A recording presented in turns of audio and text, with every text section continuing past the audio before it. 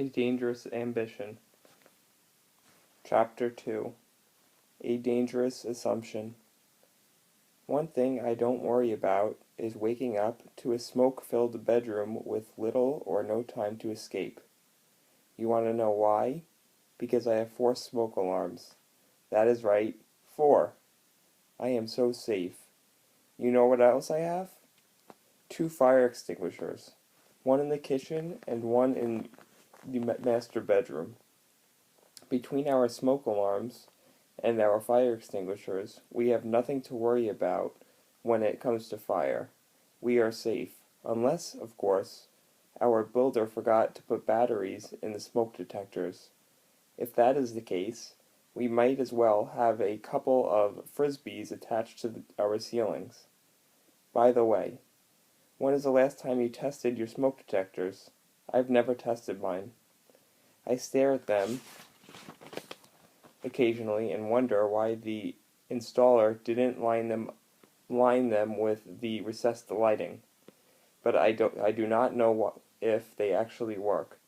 The company that installed my burglar alarm told me that my smoke detectors were wired into the alarm system.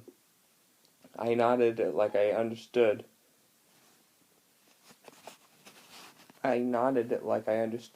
What he was talking about. I have often wondered why they did that. I guess if a burglar breaks in and the smoke detector go off. I understood what he was talking about. I've often wondered what they did. I nodded like I understood what he was talking about. I have often wondered why they did that. I guess if a burglar breaks in and the smoke detector goes off, the burglar is fooled into thinking the house is on fire, or something like that. And about those fire extinguishers. For all I know, they are full of shaving cream. A friend of mine told me I should test my fire extinguishers. He is probably right, but I have never gone to the trouble. Sounds messy to me.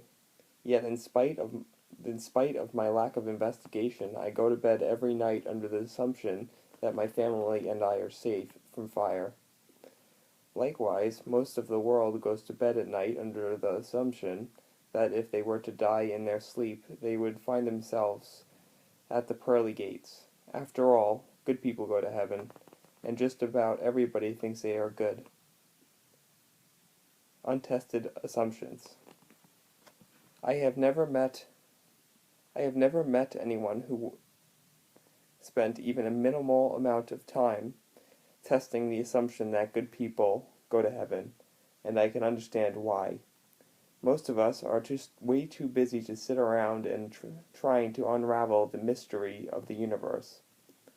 But more to the point, it just makes sense that good people would go to heaven. The logic behind good people go to heaven is seemingly impenetrable on 2 accounts. First is fair.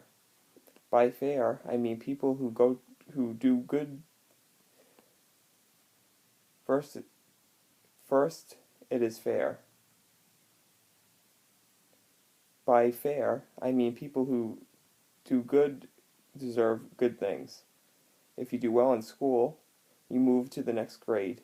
If you do well in your tryouts, you make the team. If you do well on the job, you receive raises and promotions. Being rewarded for your efforts is part of our human experience and expectation. So it makes sense that this dynamic originated with God.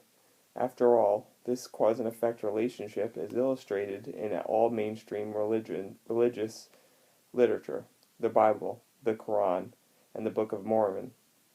All recount God's eagerness to reward good behavior in this life. So it only seems fair that if you do well in this life, you go to heaven. You should go to heaven. Second, it coincides with the notion that there is a good God. If there is a good God, and if he dwells in a good place, then it makes sense that God would fill heaven with good people. If heaven were full of bad people, it wouldn't be heaven. A good God is a good place. A good God in a good place sounds like the ideal destination for good people.